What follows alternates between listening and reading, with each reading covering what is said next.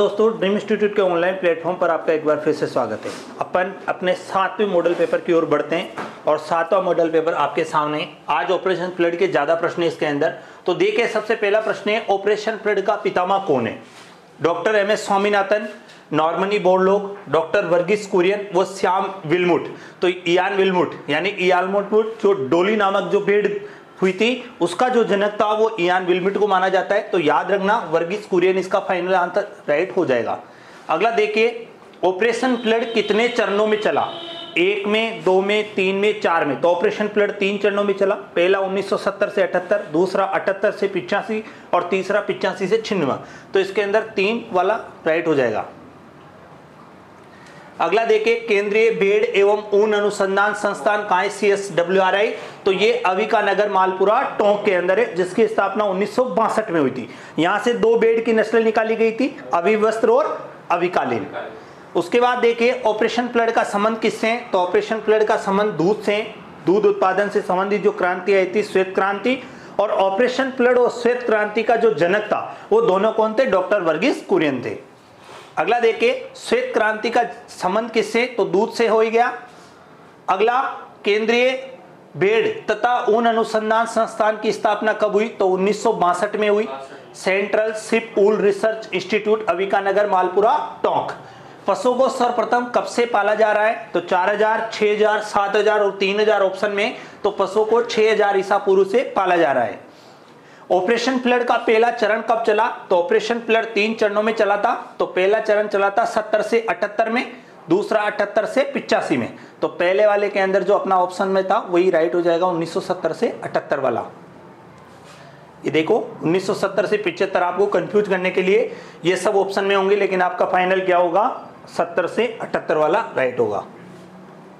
Operation flood का दूसरा चरण कब चला? तो ऑपरेशन फ्लड का जो दूसरा चरण था वो 1978 से लेकर 1985 तक चला। भारत में सर्वाधिक दूध उत्पादन करने वाला राज्य कौन सा है? तो वर्तमान भारत में जो सर्वाधिक दूध उत्पादन करने वाला राज्य वो राजस्थान है। पूरे भारत का लगभग 15-15.5% दूध उत्पादन अकेला राजस्थान अब कर रहा है। उत्तर प्रदेश दूसरे नंबर पे पहुंच चुका है। राजस्थान का भारत के कुल दूध उत्पादन में कौन सा स्थान है? तो वर्तमान में पहला स्थान पर आ चुका है, दूसरे पे उत्तर प्रदेश है।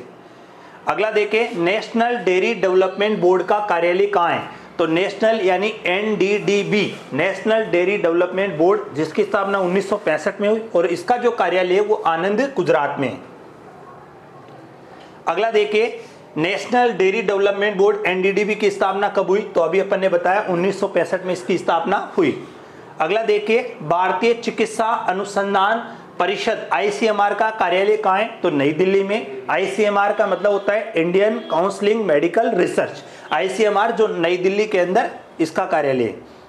ऑपरेशन फ्लड का तृतीय चरण कब शुरू हुआ? तो देखिए, पहला चरण 1970 से 78 में हुआ था और दूसरा चरण 78 से 85 अपने पास ऑप्शन में होगा और तीसरा जो चरण चला था वो 85 से लेकर 96 तक चला था।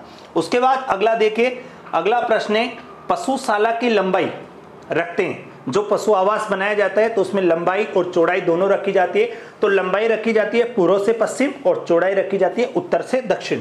तो अपने पास देखो, पूर्व से पश्चिम ऑप्शन में, तो पशुशाला की लंबाई हो जाएगी पूर्व से पश्चिम। पशुशाला की चौड़ाई क्या रखते हैं? तो चौड़ाई रखते हैं उत्तर से दक्षिण। लंबाई क्या रखी? पूर्व से पश्चिम और चौड़ाई क्या रखते हैं अपन? उत्तर से दक्षिण। तो इस वाले प्रश्न का जो उत्तर होगा उत्तर से दक्षिण राइट हो जाएगा। अगला देखिए, गाय भैंस व बकरी का मध्य चक्र कितने दिन का होता है? तो गाय भैंस बकरी का जो मध्य चक्र 21 दिन का होता है, जबकि भेड़ का जो मध्य चक्र होता है वो 16.5 दिन का होता है या 16 से 17 दिन का होता है। और मध्य चक्र कहलाता क्या है? मध्य चक्र होता है 2 मध्यकालों के बीच की दूरी, यानी आज पशु मध्य में आया है, अगली बार कब आएगा उन दोनों के बीच वाले समय को क्या कहेंगे? मध्य चक्र कहेंगे। भेड़ का जो मध्य चक्र होगा वो 16 से 17 दिन बिल्कुल राइट हो जाएगा।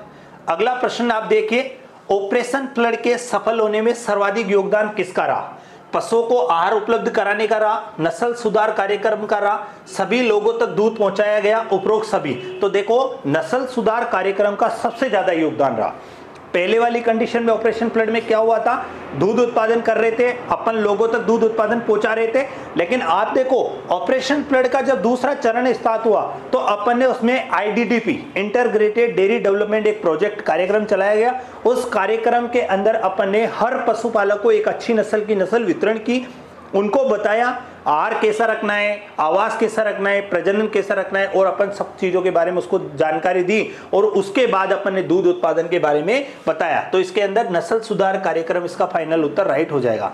अगला देखिए, नस्ल सुधार कार्यक्रम में सर्वाधिक योगदान किसका है? कृत्रिम गर्भाधान का, प्राकृतिक प्रजनन का, भ्रूण प्रत्यारोपण तकनीक का और बध्यकरण का। तो किसी भी नस्ल सुधार कार्यक्रम में कृत्रिम गर्भाधान का 100% योगदान है, 100% योगदान है। नस्ल सुधार कार्यक्रम में कृत्रिम गर्भाधान का कितने प्रतिशत योगदान है? तो 100% उसका योगदान रहा है। उसके बाद अगला प्रश्न देखिए, अगला प्रश्न अपने सामने, नस्ल सुधार कार्यक्रम में बध्यकरण का कितना प्रतिशत योगदान है? तो कास्ट्रेशन जो होता है बध्यकरण, उसका 80% योगदान है। सर्वप्रथम पशुओं को किसके उपयोग के लिए पाला गया था? तो पशुओं को सर्वप्रथम पाला गया था मांस उत्पादन के लिए पाला गया था। तो ये अपने इस मॉडल पेपर के अंदर इन प्रश्नों के बारे में अपन बात करते हैं। ऑपरेशन फ्लड से अगर अपन 2 मिनट में मैं आपको बताऊं कि ऑपरेशन फ्लड क्या था, तो ऑपरेशन फ्लड का संबंध दूध उत्पादन से था। दूध उत्पादन से संबंधित क्रांति श्वेत क्रांति थी। ऑपरेशन फ्लड और श्वेत क्रांति का जो पितामह कहा जाता है वो डॉक्टर वर्गीस कुरियन को कहा जाता है। ऑपरेशन फ्लड एनडीडीबी 1965 के अंदर NDDB national dairy development board Anand Gujarat के द्वारा में स्थापना की गई। वहां से देखो उसके बाद ऑपरेशन फ्लड 3 चरणों में शुरू हुआ। पहला 1970 से 78, दूसरा 78 से 85, तीसरा 85 से 96। ये 3 ऑपरेशन फ्लड के चरण रहे। पहले चरण में विदेशी कंपनियां जो फॉरेन कंट्री थी, वो जैसे फ्रांस है, यूरोप है, ये अपन को सेपरेटा मिल्क पाउडर और बटर ऑयल देती थी, उनका अपन दूध उत्पादन करते थे और लोगों तक पहुंचाते थे। जैसे जैसे जैसे ये कंडीशन खत्म हुई, नेक्स्ट वाला जब स्टेप चला तो ऑपरेशन फ्लड की सेकंड स्टेप में आईडीडीपी, इंटीग्रेटेड डेयरी डेवलपमेंट, एक प्रोजेक्ट चलाया गया जिसके अंदर हर किसान को एक अच्छी नस्ल की गाय वितरित की गई।